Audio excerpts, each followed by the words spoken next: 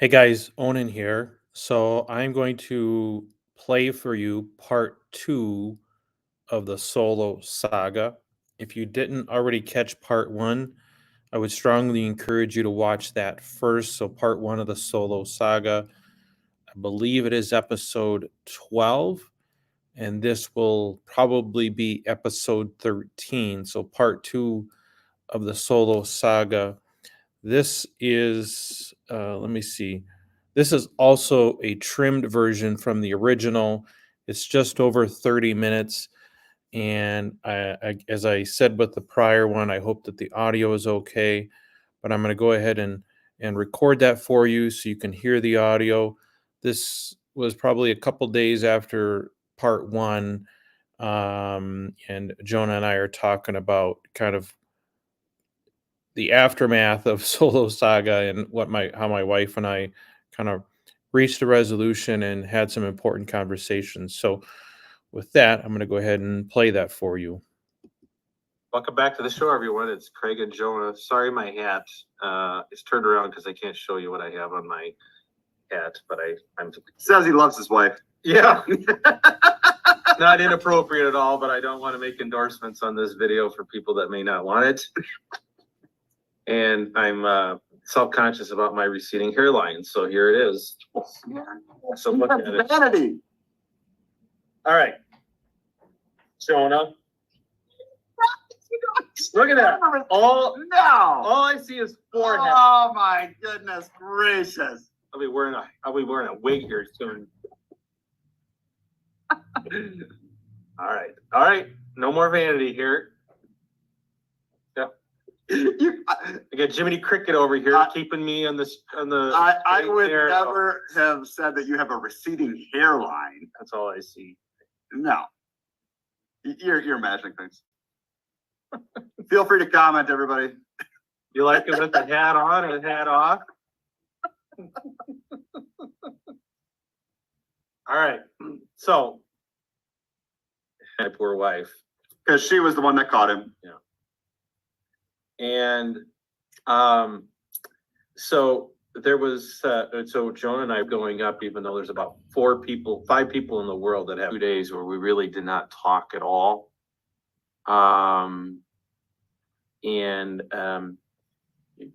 She there was a lot of information she was having to process that was new to her worldview. Which is, I mean, it was a surprise to me since we talk about these issues almost every week.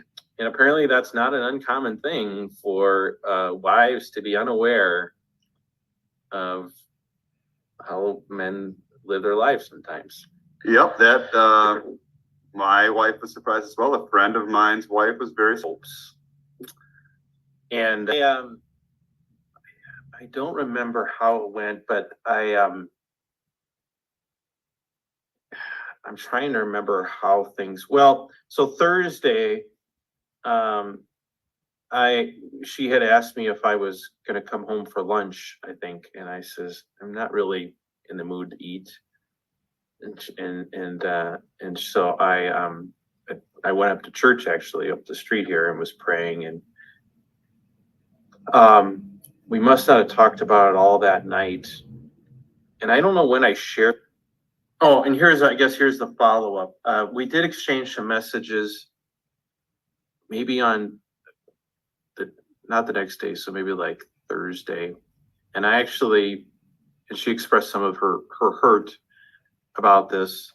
And I put together a pretty teary video for her that I probably won't ever share with anyone. I probably shouldn't share it with anyone, but I really kind of laid out in personal Mad at each other. And I'm not saying this is your situation, but when you get so mad at each other that you can't speak, you should just write letters.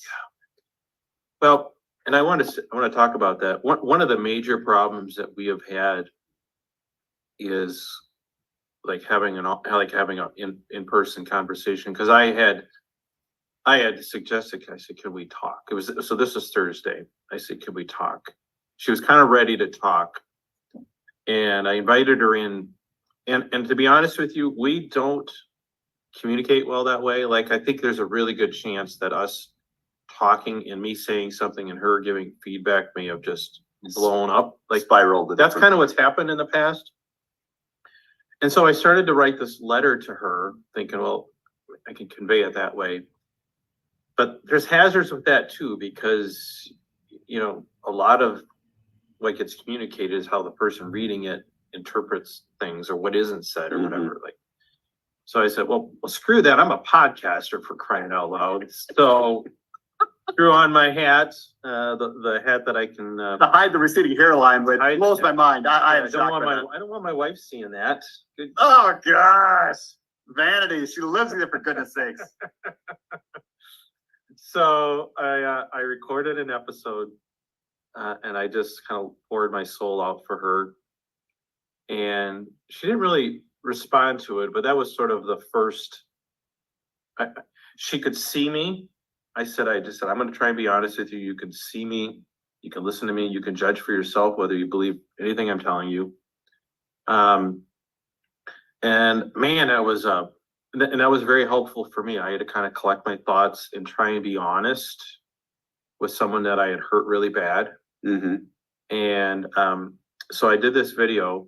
And then not on purpose. You had hurt her bad, not on purpose. I mean, you know, she was hurt. She was hurt. Obviously, I didn't do it on purpose. I was hiding it, for crying out loud. Yep. I want to bring up that it wasn't anything that you did on purpose. No, it was that she caught you. Someone that felt very hurt by that. Yeah. So I tried to communicate to her more kind of the back, because to try to help her better understand what did and didn't happen. And one of the things that I communicated in that is like, look, when that happens, I'm only thinking about you. My wife, not Jonah, that I'm thankful to hear that. Yeah. Just not gonna say I'm not slightly upset, but you know, just you did point at me, but try to contain the jealousy. I did that. And then we really didn't talk about it. And then she was starting to kind of soften a little bit, I think. And then so Friday, I think I sent her that episode and I said, look, because like I said, this video I did was very somber and very emotional and tearful. And of course, the one that you and I did was the opposite, very opposite. And so I probably far more common in terms of the communication barrier, the lack of understanding. So anyway, so and so I sent that, and so you and I are going back and forth watching the views on this video, trying to figure out if she watched it yet. Even though nobody has real access to us, but it's and I'm to the point where I'm gonna have to pull this offline because I don't know who's gonna see this video, but not that it's like it's only that it's embarrassing. Nothing is. It's like I would not want my date. It's a saturated market. Yeah. Lord, send me a sign. And I will tell you, just because it'll be important for what I'm going to tell you now. There was the discovery involved a baby monitor. With video footage. You need to know that. So that could be turned on remotely. Yeah. And it hadn't been used in a while, right? And so it was a surprise it would have been turned on. It could be turned on unbeknownst to the person in the room. I can. That's all I'm going to say about that. So, anyway, can I ask one? Why? So, did she say like what made her think I should turn on the baby monitor to see what's going on? Like, was there a moment where she had the light bulb went off because you said it hadn't been used in a while or whatever? It's just sitting there. No, well, it's not on all the time. It's on if. Like the baby's upstairs and mom is downstairs, which isn't very often. So we could turn it on and off. I don't think this, she was not thinking this. She was like, God, he's up there for a long time. I took the kid upstairs and she expected me to come back downstairs and he wasn't coming back. And so she just got curious, I guess. Yeah. Curiosity killed the cat. So she turns it on and she finds something that she did not want to see. Anyway, so last night we had started talking a little bit and I had gone upstairs. I had brought in taking some of the kids to bed. And so I go upstairs and we started texting each other because I knew she had seen the video. So I said, this is interesting. I said, also, I love you and I think you're hot. There you go. Way to stimulator. He said maybe, that's what I get. Maybe. That's Fair.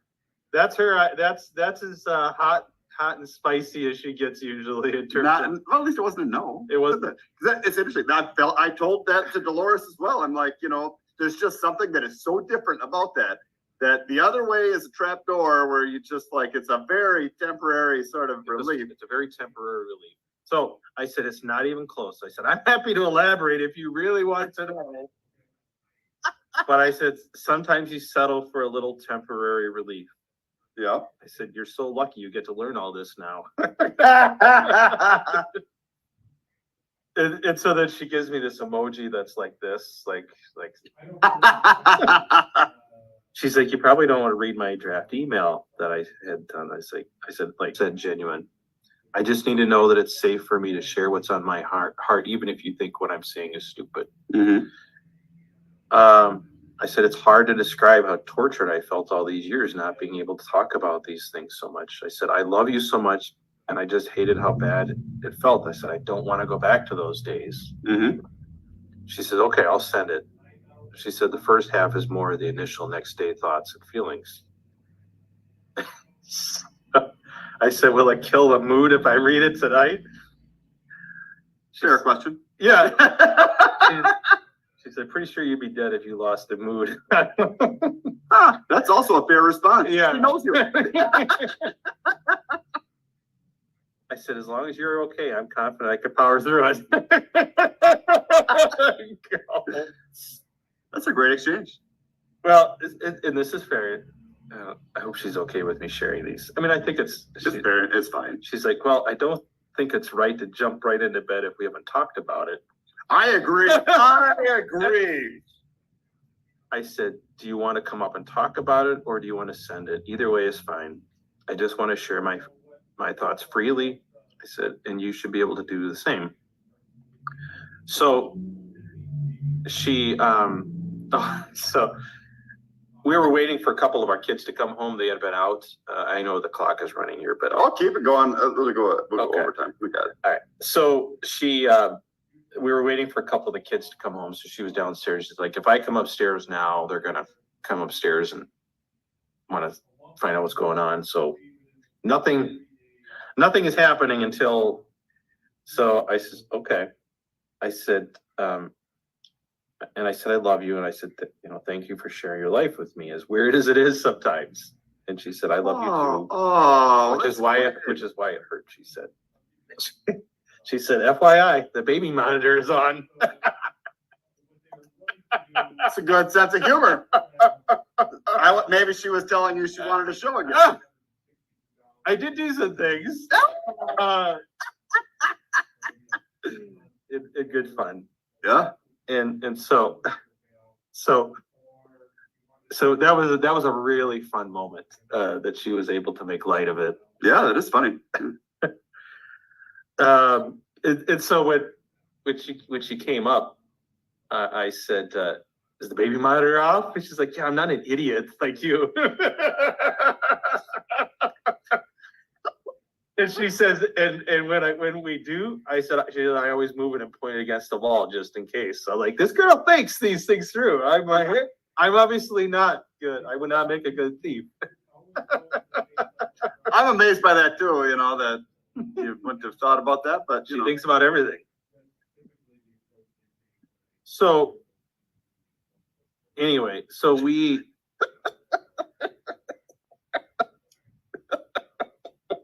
She said, and I said, I don't remember this before or after the email, because I do want to kind of get to the email a little bit. I see an eye roll emoji there. That's my favorite from my wife. Yeah, it was. Is that from you or her? It must be from her. I said, this is what you've unleashed with your knowledge. There's no going back now. So to give you the eye roll. I said, did you know I've researched chemical and pharmaceutical libido killers, Zen meditation? I said, I've literally considered everything to make this stuff stop. That's true. So I was plowing my driveway one night. I was plowing snow, and every pass, Craig would have something to say about some other form of alternative, like sexual act to try to reduce any urges. I didn't care if it was illicit or not at that point in time. Greg has researched it all, but then the strangest part is that I also had looked at it too, so I could talk to him about it. She said, but I said, it's relentless. I said, you can run, but you can't hide. And she said, you've mentioned it once or twice, I think. She said, I should have brought mint tea today, dang it. Oh. That was a joke. We don't know if that is that effective. It couldn't squelch the testosterone in that guy right there, I don't think. You know, it'd take a lot. I have to overdose on it. Now you're talking about me. Yeah, he's gonna get all sappy now. I said I can't even get to say how much his friendship has helped me. Oh, You make me cry here, Jonah. I'm gonna stop this damn video. But and so anyway, I said it all started when we went out for breakfast that time. And so anyway, okay, so that was the end of that. So she sends me this email, and I thought this email was so profound. And this was kind of her initial reaction to it. So, and I think she'd be okay with me reading this. I mean, I think this is just a wife's raw reaction to this stuff until she finds out what it's like. yeah. She said, I've been physically ill. I don't understand any of it. I don't buy it just happens, in quotes. She said, you make a choice every time you lay down there, you do that. I'll just listen.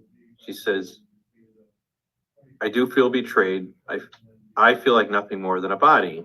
How do I even be? So she's like, all these times I did it because I knew you waited, been a while. So how do I even know that now? So, yeah, she's like, and here she said, and here she recognized, she said, it wasn't even 3 days and you were doing that. It was 3 days. It was, I'd count 4, but it's like, there's no day 0.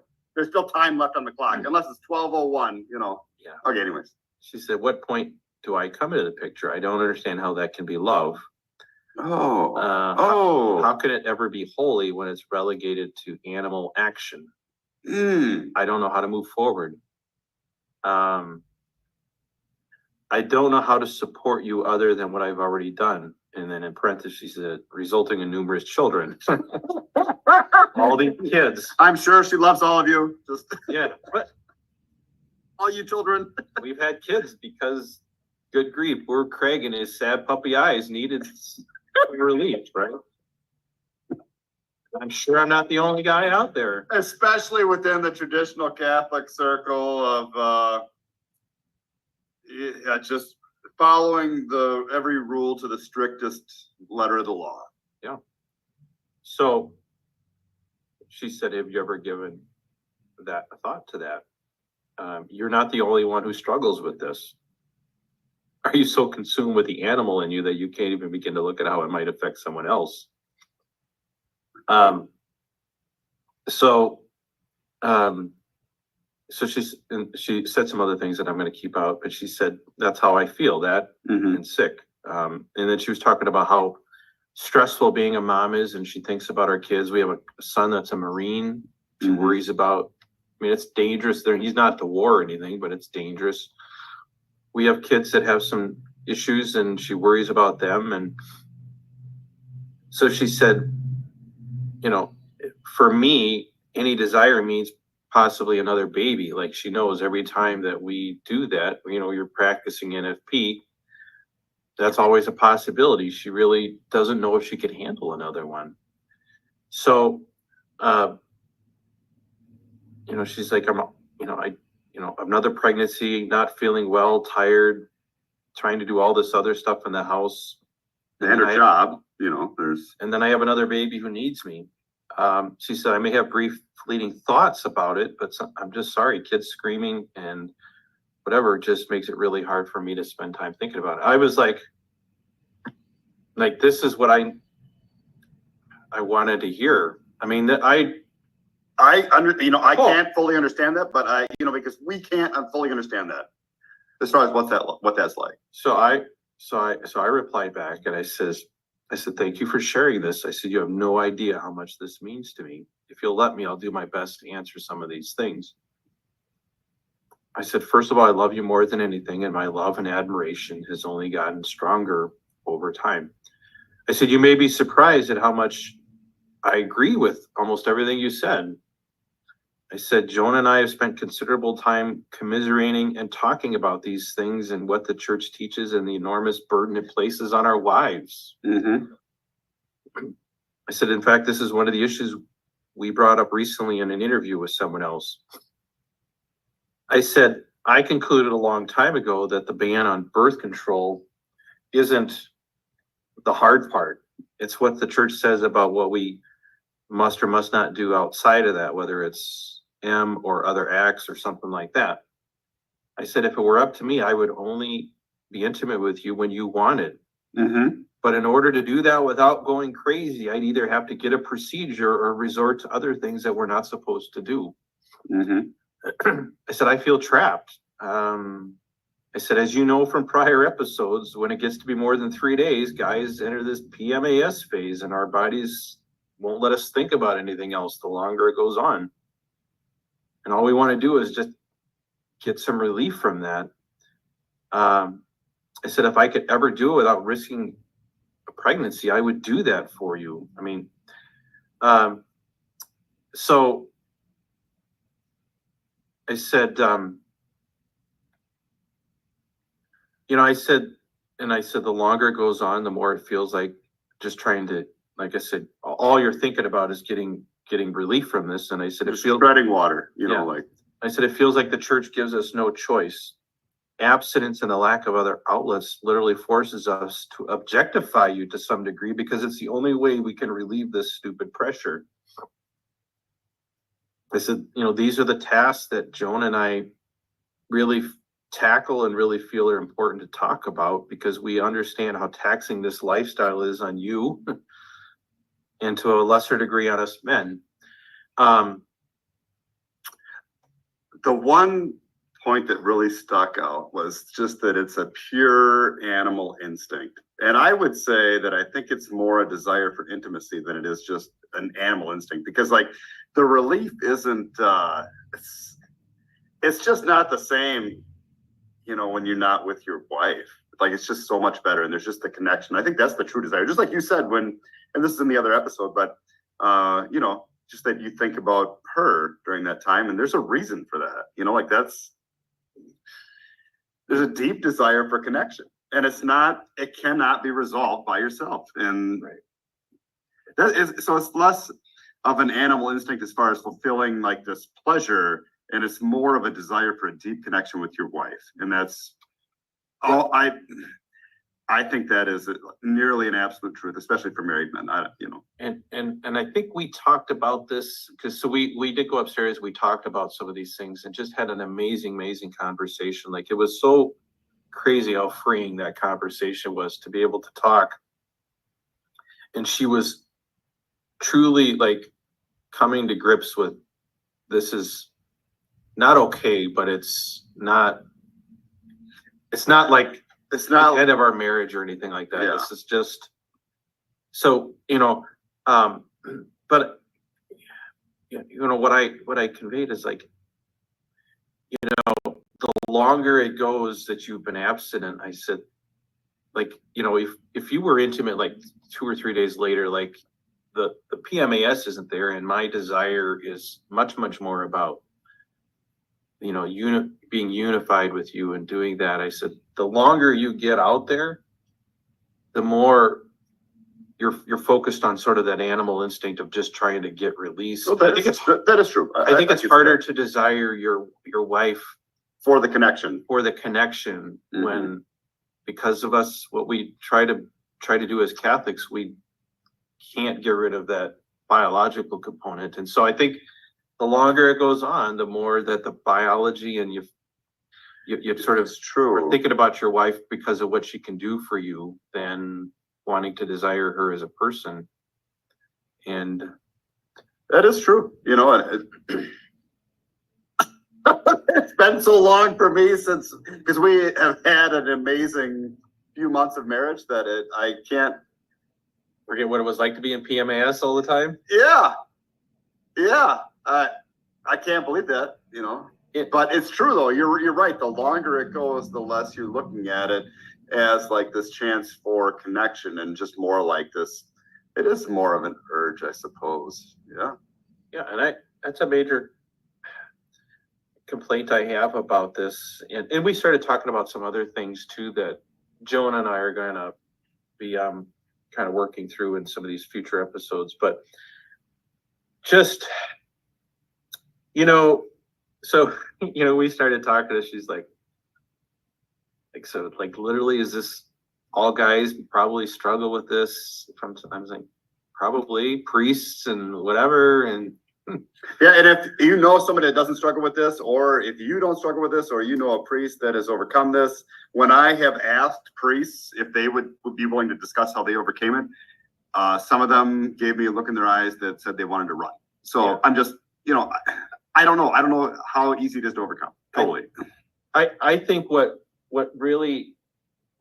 this whole horrible situation ended up doing is, you know, for my wife, she just could not relate to why like she's never had to deal with this. And you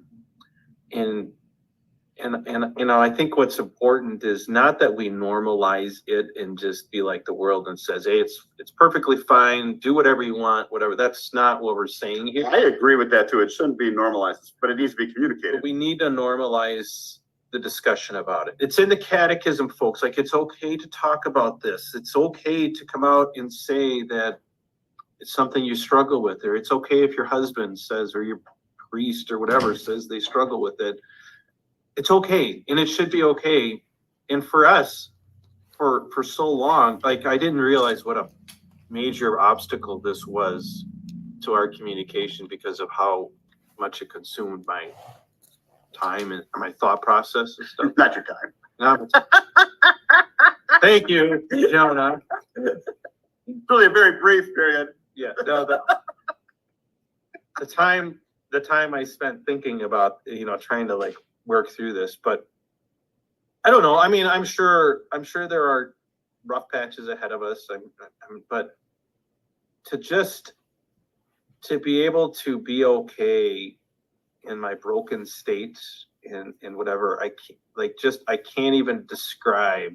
And you've been here, you kind of got ahead of me on this, but I can't even describe how different it feels to have this behind us and out in the open, and just how freeing it is, and how just like literally last night we just talked through this, and it feels like we have a different marriage. Mm-hmm. I agree. Like for us, this happened, it must be like a few months ago or whatever. We had to talk about a similar talk. You know, she didn't catch me or anything. You're better at it than I am. Yeah, there's private places in the house without cameras. But that changed our entire relationship, as far as we discussed what each other wanted, needed, and just everything became amazing. Like, you know, I think that this is something that if you and your husband aren't intimate frequently, it's going to happen. He's hiding it, and it just creates frustration on his part, which creates a lack of communication, which creates, just conflict in marriage. At a bare minimum, if your husband is one of the superheroes that never does this, he is enduring a great deal of like psychological and biological stress. He's carrying weight around on him, and he's distracted by it. He's going to be less able to give you attention and listen to you the way that you need to be listened to. Yeah, I mean, like the way that you desire to be listened to, I should say. And we're not even like, it's not here to like excuse guys for being slobs, but it's just, you just need to recognize that this is an enormous weight that he's going to carry on, and whether he's doing it or not, like I said, this isn't a cure-all. This doesn't do what intimacy does, but Not at all. It's just kind of a momentary, temporary relief, and Like, and for us, it was that communication which led to an increase in intimacy to, like, I would say a very frequent state, and that just changed everything. And like, it changed everything. And I don't know, I can't, it's difficult to explain how that all works together, but the intimacy fuels everything in your marriage in a way that I just don't understand. I don't know. So I don't know if these two doopuses can do this to our marriages. yeah, so our marriage, so it was interesting for her that she found out that I carried that much weight for like 10 years. Like, and I went to confession every week, you know, for more than, yeah, I mean, yeah, for at least 10 years. And just that I carried that much weight about, you know, with that. And just, there's a lot of suffering that goes with that. That's, you know, if we had talked about it earlier, it would be a lot easier. This should really just be a question in pre-Cana. How often do you masturbate, and tell your partner about it? Like, just bring it out in the open, you know? Oh, yeah, I think it is. I think it would be a much more manageable problem if both sides know that it goes on. Don't do what we did, like Where you suffer for years needlessly. 20 years. Like, I mean, yeah, I mean, man, oh man, this is preventable. This is not going to be a cure-all necessarily, but my goodness, I just can't imagine how it isn't going to be exponentially better now. And I think that those were issues in our.